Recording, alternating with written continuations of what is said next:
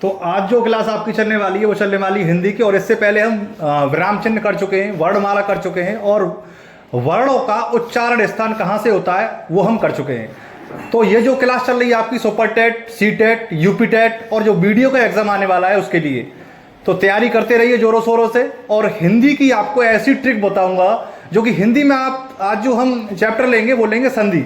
संधि मानिए आप व्याकरण का बहुत ही मेन सब्जेक्ट माना जाता है, और जितने भी एग्जाम होते हैं उन सब में संधि जो है बहुत ही महत्वपूर्ण स्थान रखता है। यानी संधि से आप समझ लीजिए करीबन 6 से 7 क्वेश्चन आ जाते हैं संधि से, और संधि से ही जुड़े हुए हैं जो आगे के जो प्रश्न जो पूछे जाते हैं समाज से, और आगे भी बहुत सारे चैप्टर हैं उनसे जो चैप्टर पूछे जाते हैं वो संधि से ही रिलेटेड है। यानी संधि अगर आपको आ गई तो आगे जो आएंगे आपके वो सारे संधि से ही रिलेटेड होंगे। तो देखिए, और एक ही ट्रिक में आप एक ही क्लास में संधि सीख जाओगे। मुश्किल से 10 मिनट की क्लास होगी, और 10 मिनट की क्लास में आप एग्जाम में अगर आपके सामने संधि आ जाएगा तो आप टिक मार के अवश्य आओगे। तो देखिए संधि, संधि क्या होता है। देखिए हिंदी में जो कि संधि है यानी दो शब्दों के दो वर्णों के मेल से जो विकार उत्पन्न होता है उसे संधि कहते हैं। यानी दो वर्णों के मेल से जो परिवर्तन होता है उसे क्या कहते हैं, संधि कहते हैं। ठीक है, तो उसी से ये संधि बना है। ठीक है, अब जानेंगे हम कि संधि अगर शब्द आ जाए तो हम उसे पहचानेंगे कैसे, और पता कैसे करेंगे ये इसमें कौन सी संधि है। ठीक है, यानी कैसे पता करेंगे इसमें कौन सी संधि है। देखिए, तो ये तो बनाई है हमने छोटी सी ट्रिक, जो कि इसे आप बना के रख लीजिएगा, और नहीं तो आप स्क्रीनशॉट ले लीजिएगा। देखिए आ ये अलग डिब्बा बना दिया हमने, फिर बना दिया ए ओ ऋषि, ये अलग डिब्बा बना दिया हमने, बी नाम दे दिया इसे। फिर तीसरा बना दिया ए ओ, ये तीसरा नाम दे दिया सी। ठीक है, क्या दे दिया हमने, ए बी सी। अब इसी ए बी सी के आधार पे हम समझेंगे आगे की ट्रिक, जो कि संधि होती है हमारी। देखिए स्वर संधि, व्यंजन संधि और विसर्ग संधि। ठीक है, ये हमारी 3 प्रकार की संधि होती हैं। इसमें जानेंगे हम। देखिए स्टार्ट करते हैं हम स्वर संधि से। कहां से करते हैं, स्वर संधि से। देखिए जो स्टार्ट होगी हमारी, इसमें पहले नंबर पर आ जाता है हमारा दीर्घ संधि। क्या आ जाता है, दीर्घ संधि इसमें हमारा आ जाता है। दीर्घ संधि में क्या है, देखिए दीर्घ संधि ट्रिक के माध्यम से आपको बताऊंगा, पूरा बखेड़ा नहीं खड़ा करूंगा कि पूरा पता चल जाए। बहुत से स्टूडेंट ऐसे होते हैं कि पूरी अगर क्लास चल भी जाए तो भी पता नहीं कर पाते, कि अगर उन्हें एक प्रश्न दे दिया भी जाए कि ये कहां से आएगा तो भी नहीं पता कर पाएंगे। लेकिन एक ट्रिक के माध्यम से आप तुरंत बता दोगे कि इसमें ये संधि है, और यही पूछी जाती है एग्जाम में कि इस शब्द में कौन सी संधि छुपी हुई है, बस यही पता करना है हमको। तो आइए देखते हैं। देखिए पहला आता है आपका दीर्घ संधि। दीर्घ संधि का मतलब क्या होता है दोस्तों, दीर्घ संधि का मतलब होता है, दीर्घ मतलब बड़ा, यानी दीर्घ यानी क्या होता है, दीर्घ यानी बड़ा ही तो हो गया। क्या हो गया, दीर्घ यानी बड़ा हो गया। तो दीर्घ का मतलब होता है बड़ा, यानी बड़ी मात्रा हो। क्या हो, बड़ी मात्रा हो। दीर्घ का मतलब बड़ा यानी बड़ी मात्रा हो। एग्जांपल देखते हैं। देखिए देव प्लस आलय, क्या लिखा हुआ है, देव प्लस आलय। तो बराबर कैसे होगा, ये देवालय कैसे होगा, देवालय। क्या हो गया, ये बड़ी मात्रा कौन सी आ गई इसमें, देव प्लस आलय। ये बड़ा है ना, ये बड़ा ही तो है।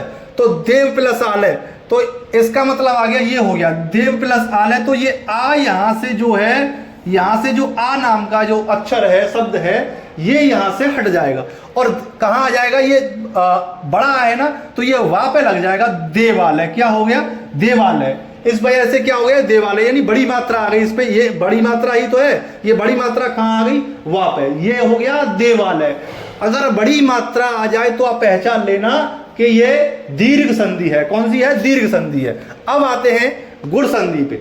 गुण संधि पे यानी गुणा हो रहा हो, आपस में गुणा हो रहा हो। देखिए आपस में गुणा हो रहा हो, ठीक है, आपस में गुणा हो, यानी इसका इसमें गुणा हो रहा हो, या फिर इसका इसमें गुणा हो रहा हो। आपस में एक ही खाने के ना हो, क्या ना हो, एक ही खाने के ना हो, या फिर इसी इसके ना हो, इसी इसके ना हो, इसी इसके ना हो, यानी गुणा हो रहा हो, इसका इसमें गुणा हो रहा हो। ठीक है, वो क्या कहती है, गुण संधि।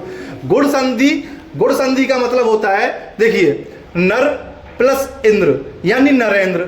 यानी गुण संधि का मतलब होता है एक मात्रा लगी हो। क्या हो, देखिए एक मात्रा लगी हो। ट्रिक क्या है इसकी, ट्रिक हो गई इसकी, देखिए एक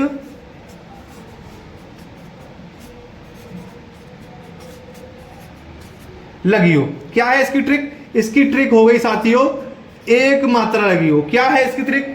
इसकी ट्रिक है एक मात्रा लगी हो ऊपर, यानी एक मात्रा लगी हो तो आप समझ लेना नरेंद्र यानी नर प्लस इंद्र, यानी एक मात्रा ही तो लगी है ये, तो आप समझ लेना कि ये कौन सी संधि है, इसमें गुण संधि छुपी हुई है। कौन सी संधि है? इसमें गुण संधि छिपी हुई है। आपको ट्रिक के माध्यम से बता रहा हूं इसीलिए कि आपके समझ में आ जाए और एग्जाम में आप पेपर देख के ही बता दो कि इसमें कौन सी संधि छुपी हुई है।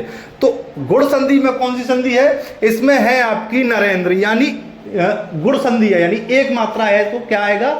नरेंद्र यानी गुण संधि। ठीक है, अब लेते हैं तीसरा लेते हैं वृद्धि संधि। वृद्धि संधि का मतलब होता है यानी गुण संधि।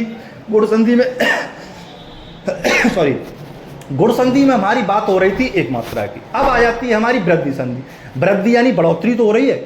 गुण संधि में अगर हम एक और, जैसे कि एक मात्रा लगी है उस पर गुण संधि में, तो हम एक और मात्रा लगा देंगे तो क्या कर दी हमने? उस पर वृद्धि कर दी। क्या कर दी हमने? उस पर वृद्धि कर दी। तो उसी प्रकार से ये ले लिया जाएगा कि वृद्धि संधि। क्या ले लिया जाएगा? वृद्धि संधि, यानी दो मात्रा लगी हो, एक मात्रा की जगह एक मात्रा तो थी, ये किसमें थी? गुण संधि में थी हमारी। अब ये आ जाती है हमारी वृद्धि संधि। तो वृद्धि संधि का मतलब है यानी वृद्धि कर दी, एक मात्रा की और वृद्धि कर दी, इसमें एक और मात्रा इसमें हमने और लगा दी, तो क्या हो गया? ये वृद्धि संधि, यानी वृद्धि तो कर दी हमने इसमें, तो हो गया हमारा ये वृद्धि संधि। दो मात्रा लगी हो यानी वृद्धि संधि। देखिए एग्जाम्पल द्वारा, सदा प्लस एव यानी सदा प्लस एव, तो ये हो गया सदैव। तो ये दो मात्रा लगी है, ऐसे आप समझ जाइए, ट्रिक के माध्यम से हम आपको समझा रहे हैं। तो ये हो गया आपका सदैव। क्या हो गया आपका? सदैव हो गया। ये क्या हो गया? सदैव हो गया साथियों, सदैव हो गया। यानी दो मात्रा लगी हो तो वृद्धि संधि है, इसका मतलब ये वृद्धि संधि यानी वृद्धि हो गई, इसमें दो मात्रा लग गई। दो मात्रा अगर लगी हुई शब्द आ रहा है तो आप समझ जाइए कि ये वृद्धि संधि है। ठीक है, अब आ जाता है आपका यड़ संधि। कौन सा आ जाता है आपका? यड़ संधि आ जाता है आपका। यड़ संधि में देखिए, यड़ संधि देखिए, या वा रा, कौन सा है? या वा रा शब्द के पहले आधा शब्द आता हो, यानी या वा रा। अगर ये शब्द आ रहे हो आपके, कहा? अगर ये शब्द आ रहे हो या वा रा, इनसे पहले अगर कोई आधा शब्द आ रहा हो तो आप समझ जाना कि यड़ संधि है ये। यानी एग्जाम्पल देखिए, अति प्लस अधिक, अति प्लस अधिक यानी अत्यधिक। या आ रहा है ना, ये या आ रहा है, या से पहले आधा शब्द आ गया ता, या से पहले आधा शब्द क्या आ गया? ता आ गया साथियों, या से पहले आधा शब्द, तो हमारी क्या बन गया? ये यड़ संधि बन गया। यानी ये कहना क्या चाह रहा है कि या वा रा शब्द के पहले आधा शब्द आता हो। यहां पे कौन सा शब्द आया? ये देखिए या आ गया आपका, तो इसके पहले आधा शब्द आ गया, तो क्या बन गया? ये क्या बन गया? ये यड़ संधि बन गया। अगर यहां पे वा होता है अत्व यानी अव्य, तो क्या होता? ये अव्य होता। अगर यहाँ पे अव्य भी आ जाता तो भी या था। यानी इनके पहले अगर कोई आधा शब्द आ रहा हो तो ये हमारा बन जाएगा यड़ संधि साथियों। ठीक है साथियों, यड़ संधि बन जाएगा। अब देखते हैं आपका ये अयादि संधि। अयादि संधि क्या कहती है? देखिए अयादि संधि कहती है अधिकतर शब्द 3 अक्षर के होंगे, यानी अधिकतर शब्द जो है 3 अक्षर के मिलेंगे आपको, तो आप पहचान लेना कि ये अयादि संधि है। एग्जाम्पल देखते हैं, देखिए न प्लस अन यानी नयन। क्या हो गया? ये नयन। 3 शब्द तो हो गए, 1 2 3, 3 शब्द हो गए। क्या हो गए? 3 शब्द हो गए। यानी आप पहचान लेना कि 3 शब्द, जिसमें 3 शब्द की बात कही जा रही है, तो ये कौन सी संधि है? अयादि संधि है। कौन सी संधि है साथियों? अयादि संधि है। अयादि संधि है। पो प्लस इत्र यानी पवित्र। 3 शब्द की बात की जा रही है, यानी आपको मात्रा नहीं देखनी है, फिर मात्रा नहीं देखनी है। पवित्र यानी 3 शब्द अगर आ जाए तो ज्यादातर, मैं ये नहीं कह रहा कि डेफिनेटली, ज्यादातर अगर 3 शब्द आते हैं तो आपको मात्रा नहीं देखनी है, तो फिर क्या आएगा? पवित्र आएगा। क्या आएगा? पवित्र आ गया। आगे पवित्र आपका। अगर ये आ जाता है आपका सदैव, तो इसमें भी 3 शब्द है, लेकिन इसमें क्या है कि इसमें 2 मात्रा लगी है, वृद्धि संधि है। क्या है आपका? वृद्धि संधि।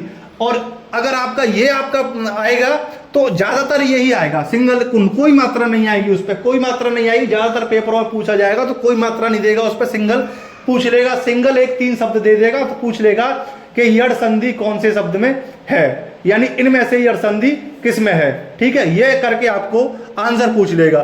तो ये आपको संधि की क्लास, जो ट्रिक की क्लास लगी, आपको कैसी लगी ये आप कमेंट बॉक्स में जरूर बताइएगा। और इसी तरह से ट्रिक की वीडियो देखने के लिए हमारे चैनल को like and share and subscribe जरूर कीजिएगा।